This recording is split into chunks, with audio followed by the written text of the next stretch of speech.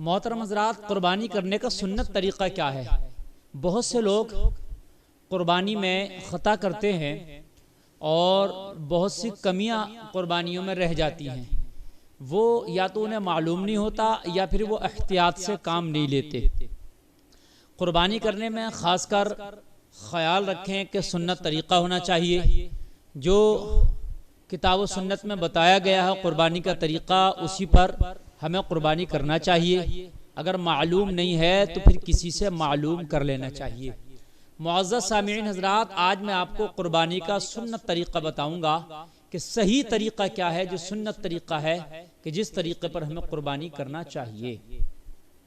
मुअज़्ज़ज़ सामिईन हज़रात, सबसे पहले जो कुर्बानी का जानवर है, कुर्बान करने से पहले उस कुर्बानी के जानवर को खूब खिला लें, पिला लें। इस बात का ख़ास ख्याल रखें कि उसके खाने का और पीने का, उसको खिला और पिला के सैराब कर लें, शिकम शेर कर लें और उसके बाद में उसको नहला भी लें ताकि साफ़ हो जाए, दिखने में अच्छा लगे। और बहुत से लोग उसको गजरा वगैरह डाल के सजाते हैं, हार वगैरह डाल देते हैं फूल वगैरह के, तो वो भी गलत नहीं है।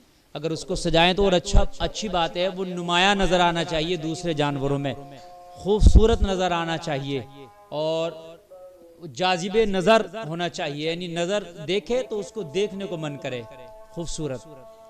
और किसी तरह का नुक्स नहीं होना चाहिए जानवर में, दुम कटा हुआ, सींग टूटा हुआ या कान पूरा कटा हुआ या इसके अलावा एक आँख निकली हुई, कोई भी नुक्स किसी तरह का नहीं होना चाहिए जानवर में।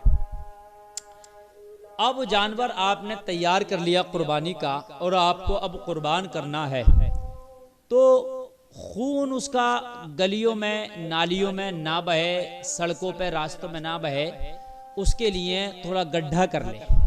ये ख़ास एहतियात रखें। बहुत से लोग ऐसे ही सड़कों पे खून बहा देते हैं, नालियों में खून बहा देते हैं।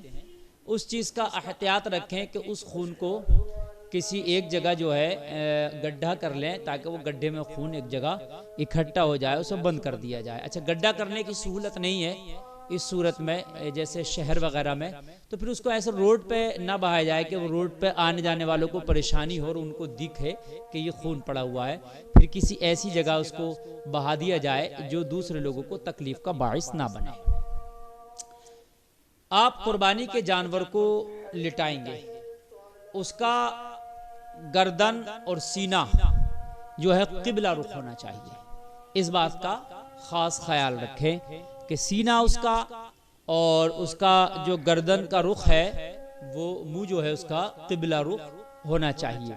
और लिटाने के बाद में अब क्या करना है कि अब हमें जो छुरी है, तेज़ छुरी, जिससे कि हमें उसको ज़िबाह करना है, तो अब उसका एक बेहतर तरीक़ा तो ये है कि जो शख्स क्या कुर्बानी अपने नाम से कर रहा है वो चाहे तो अपने हाथ से कुर्बान करे, ठीक है, अपने हाथ से उसको कुर्बान कर दे। लेकिन बहुत से नहीं कर पाते हैं, बहुत से ज़िबा नहीं कर पाते हैं, दिल उनका कमज़ोर होता, तो ज़रूरी नहीं कि जिसके नाम से कुर्बानी की जा रही है वो ही ज़िबा करेगा, दूसरा भी ज़िबा कर सकता है। इसलिए कि नीयत देखी जाती है और बाद में जो दुआ पढ़ी जाती है उस दुआ में उसका नाम शामिल किया जाता है कि जिसके नाम से हम कुर्बानी कर रहे होते हैं।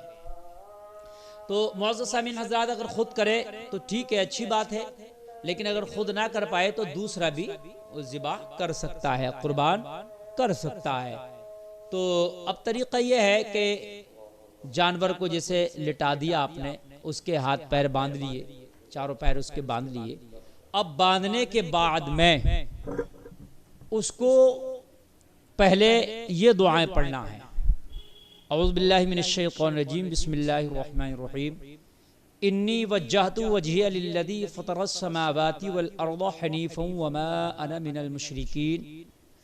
इन्ना सलाती व नुसुकी व महयाया व ममाती लिल्लाहि रब्बिल आलमीन ला शरीक लहू व बिज़ालिका उमिरतु व अना अव्वलुल मुस्लिमीन। अल्लाहुम्मा लका मिनका बिस्मिल्लाहि अल्लाहु अकबर।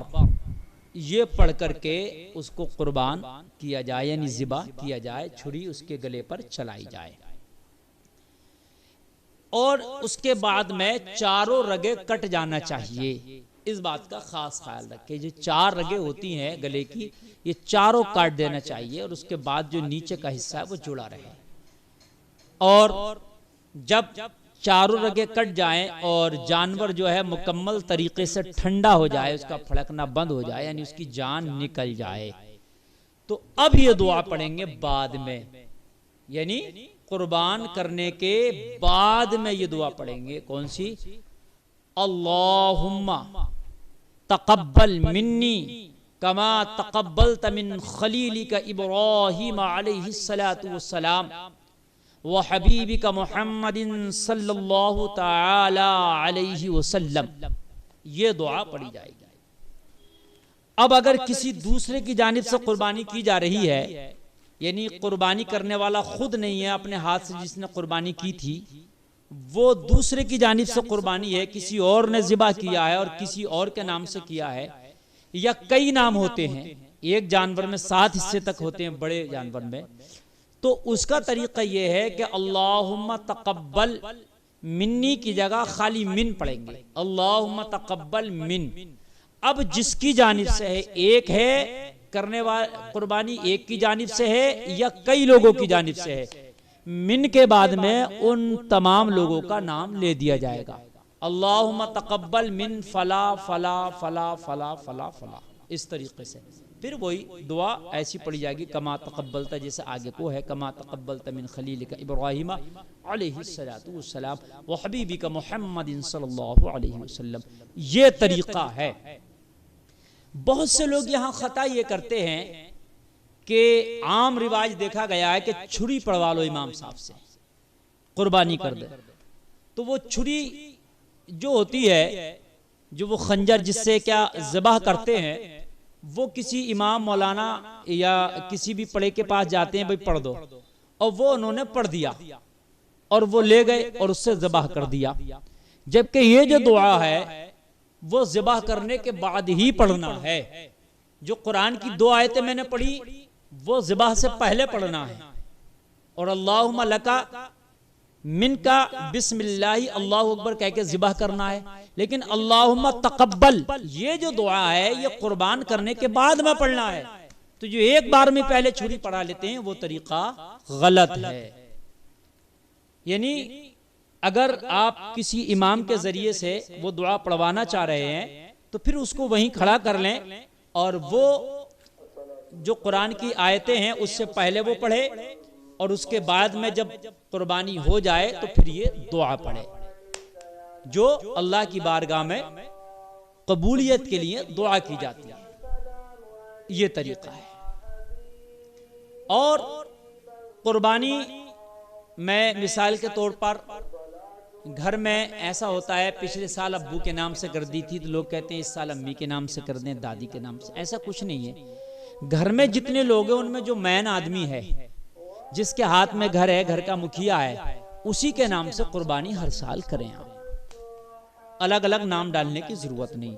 हाँ, अगर कोई अपने नाम से और भी करना चाह रहा है तो घर में फिर 2 नाम, 2 कुर्बानियां भी कर सकते हैं, 3 भी कर सकते हैं, लेकिन उसके नाम से जरूरी है जो घर का मुखिया है, मालिक है, जिसके कब्जे में घर का माल रहता है। ऐसे ही किसी शख्स ने यह कहा कि मैं पिछले साल एक हिस्सा किया था, अब मैं लगातार 7 हिस्से करूंगा तो मेरी ये कुर्बानी होगी। तो ये लोगों में गलत फहमी है। ऐसा नहीं है। अगर आपने बड़े जानवर में एक हिस्सा किया तो आपकी ये मुकम्मल कुर्बानी हो गई। अब अगले साल वो हिस्सा जोड़ना जरूरी नहीं है। अगले साल अगर आप मालिक के निसाब है तो एक अलग कुर्बानी आपको करना है। मालिक के हिसाब नहीं है तो आपके ऊपर कुर्बानी वाजिब नहीं है। तो ये तरीका है। अब बहुत से लोग क्या करते हैं कि दादा के नाम से कुर्बानी करेंगे, मेरे दादा इंतकाल कर गए, मेरी दादी, मेरी अम्मी, मेरे अब्बू, उनके नाम से मुझे करना है कुर्बानी, और वो अपने नाम से नहीं करते। ये गलत है। देखिए, जो जिंदा हैं तो उनके ऊपर तो कुर्बानी वाजिब है। जिनका इंतकाल हो गया उनके ऊपर कुर्बानी अब वाजिब नहीं है, उनका अमल मुनक़ते हो गया। आप अपनी तरफ से कुर्बानी कीजिए, आपके ऊपर कुर्बानी वाजिब है। हाँ, अगर कोई अपने मरहूमीन की जानिब से करना चाहता, बाप, दादा, दादी, तो कर सकता है। वो सवाब के लिए कर सकता है, इसाले सवाब के लिए, तो वो उनका हिस्सा या तो अलग डाले या उनके लिए अलग से कुर्बानी करे, अलग से जानवर खरीदे। लेकिन अपनी कुर्बानी करना लाजमी है, यानी मरहूमीन के साथ साथ अपनी लाजमी अपनी करे पहले, फिर मरहूमीन की भी कर ले, कर सकता है इसाले सवाब के लिए, ऐसा करना जायज है।